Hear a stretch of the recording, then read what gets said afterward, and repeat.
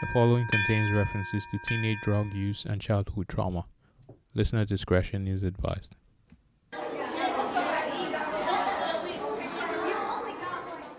In my school, like especially right when weed was legalized, like every kid was like getting their hands on weed because you'd have like one guy who had graduated, he'd buy a bunch of weed, sell it to or give it to these high schoolers, and these high schoolers would distribute it around high school and give it the money back to these more grown guys. I knew a lot of people who did marijuana in high school, and it was pretty sketchy, like the businesses they were doing. And, I've heard too many stories and cases of overdoses, people getting laced with fentanyl and whatnot. Cannabis, weed, Mary J, ganja, the devil's lettuce. It has many names. It is loved by many, but it is good for not as many, especially for teenagers. According to a Canadian cannabis survey performed by Health Canada in 2022, 37% of the 16 to 19-year-olds surveyed reported using cannabis. That is nearly 4 in 10. And that number rises to 1 in 2 amongst 20 to 24-year-olds. The Cannabis Act of 2018 provides legal access to cannabis and controls and regulates its production, its distribution, and sale. You are required to show ID indicating you're 19 or older to purchase cannabis legally. But trust, teenagers find a way. But before we blame the generation of unruly teenagers, perhaps there is a more nuanced point being missed. I'm Quinn. I'm 18. So my first time smoking weed, I was 13. I was about to turn 14. And I was at school and this guy just came up to me. He's like, "You want some weed?" And I was like, "Yeah." He's like, "I'll give you this weed for $10." I was like, "Yes." Because I'd always wanted to do weed because my parents did weed a lot. They smoked a lot. And like all my friends would talk about these like cool experiences they had when they smoked weed. My name is Clara. I'm 28. It's more about like discovering. I was 14, I think, when I started.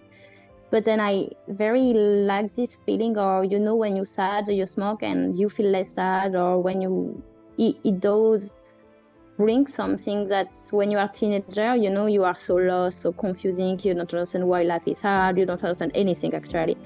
And smoking cannabis make kind of your brain shut up. And so it become something I very love. My name is Alex. I did the master's program at U of T, the MBiotech program, which is really focused on the pharmaceutical sciences and business. I think marijuana is definitely like the least harmful. I think obviously it shouldn't be taken by a 12-year-old because they're still fundamentally developing neurologically. Pharmacologically, marijuana is not addicting. Like if you look at the molecular and receptor level, the only real drug that's molecularly, addicting is opioids. So painkillers, heroin. This, if you take it once, you'll be addicted because it binds to your receptors, and then you need a higher dose to get the same therapeutic effect over and over again. I think a lot of the time with weed or other substances, excluding the aforementioned heroin, it's just there's an underlying thing. People are doing it over and over and over again, not because they're necessarily addicted, but they're like it becomes like a habit. They're habituated to it because they haven't solved that mental health issue, or they haven't solved that underlying trauma, or they haven't solved that condition. My mental health when I was growing up was pretty bad. Like I felt like for the most part I had no one to go to because I didn't really have a strong connection with my parents ever. A lot of abuse and neglect when I was younger. We never like kind of formed like a family kind of bond. I would just kind of rebel, I guess, to like relieve my stress and anger. I would maybe vandalize something or like egg someone's house or like just do like bad, like steal. kind of gave me like that, like kind of like fuck you to my parents, I guess. Like, I don't know, I just felt like I was getting back at them by doing all this. I knew that cannabis was bad and going to bring you bad, but I didn't care, it was like being in life, I didn't care neither, so I was fine, like if it's killing me, it's killing me, But then you grow up and you understand that you are lucky to have a life and you can make it whatever you want. I think the reason young people do drugs is, for one, it's certain drugs can make you feel a lot more relaxed, so it takes like the stress of school off your back. But another major reason is I feel like because like you're a kid and you're like doing these things you shouldn't be doing. You feel good like rebelling, I guess, doing all these bad things that you know you're not supposed to do. It just feels like empowering as a teenager. Like when you legalize something, like it just opens up a whole new market for these like students or kids that want to try it. With kids, that's when you smoke weed and you realize it's like, oh, it's not that bad. You like, someone might introduce you to like another drug that might be a little harder, like shrooms. And you're like, oh, I've tried weed wasn't that bad. What if I try this drug? It probably won't be as bad as everyone makes it out to be. Or what if I try this one? There's a lot of kids that like pressured in to doing drugs a lot of the time, or like, especially when you're a teenager, like doing drugs is like kind of like the cool thing. Teenagers are getting high, so what? It's not hurting anyone. Well, here's what you may not know. When cannabis use begins in adolescence, especially with regular or heavy use, teenagers may experience difficulty thinking, problems with memory and learning, reduced coordination, difficulty maintaining attention, and problems with school and social life. Long-lasting mental disorders could include schizophrenia. So I ask you, my friends, can we seriously accept these outcomes for our young adults? Should parents be doing more to educate teenagers? And to what extent is our culture of openness to marijuana making drugs more appealing to young adults?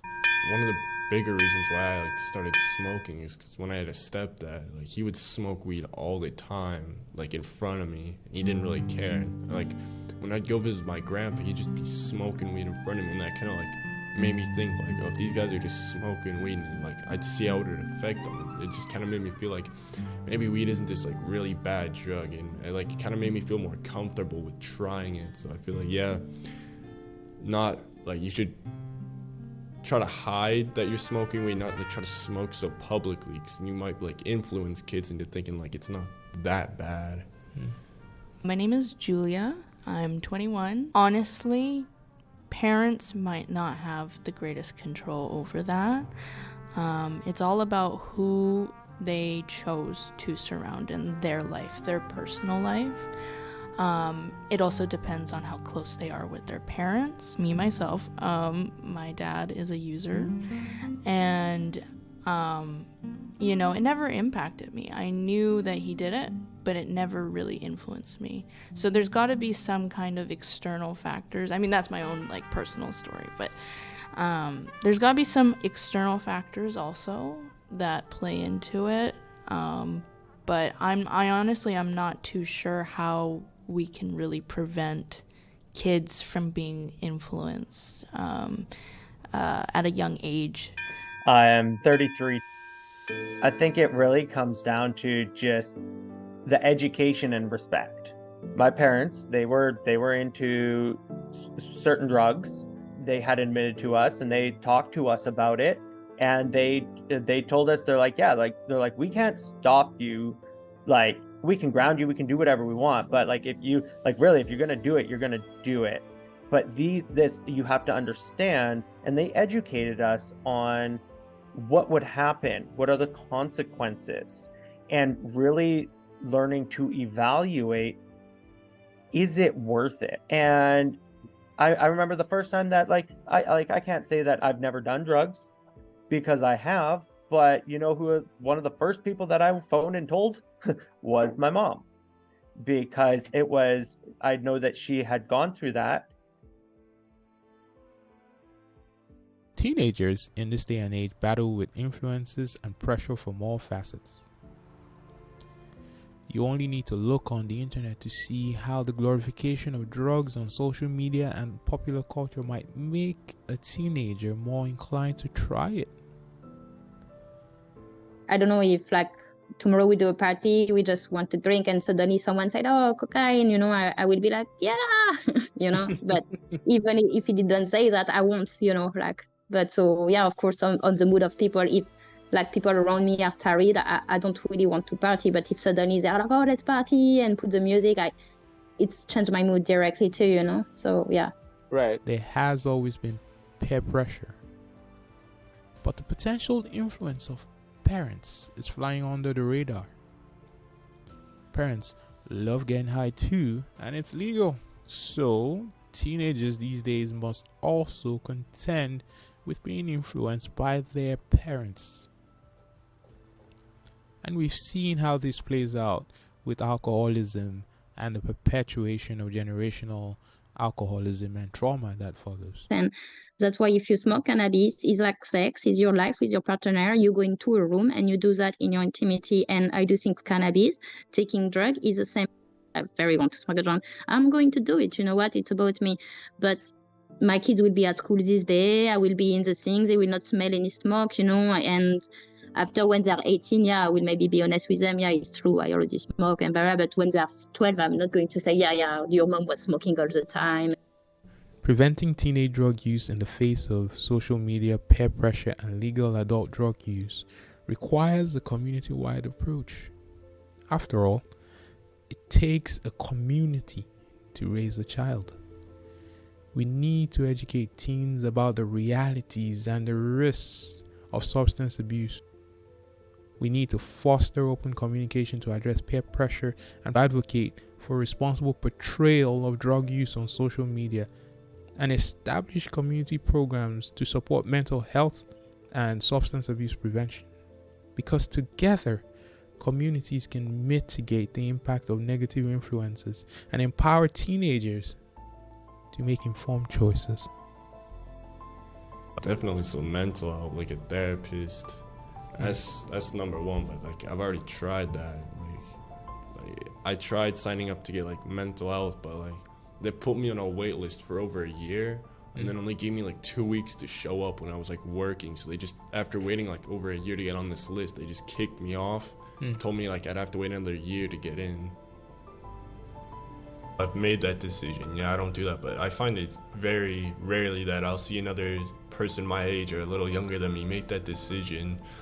I only know one person who ever has. The rest of my friends who ever tried smoking weed are still smoking nearly every day to this day.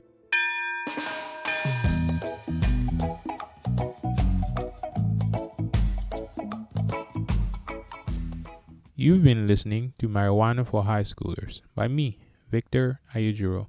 This piece is part of Fixed Point Arts and Media's audio storytelling program, The Empathy Squad, made possible by Canada Service Corps. Special thanks to Will Innes, Meryl Ochoa, Quinn Harris, Clara Bethelet, Braden Bethelet, Alex Ognjanovic, Julia Yaskovich, and everybody else that was interviewed in the making of this piece.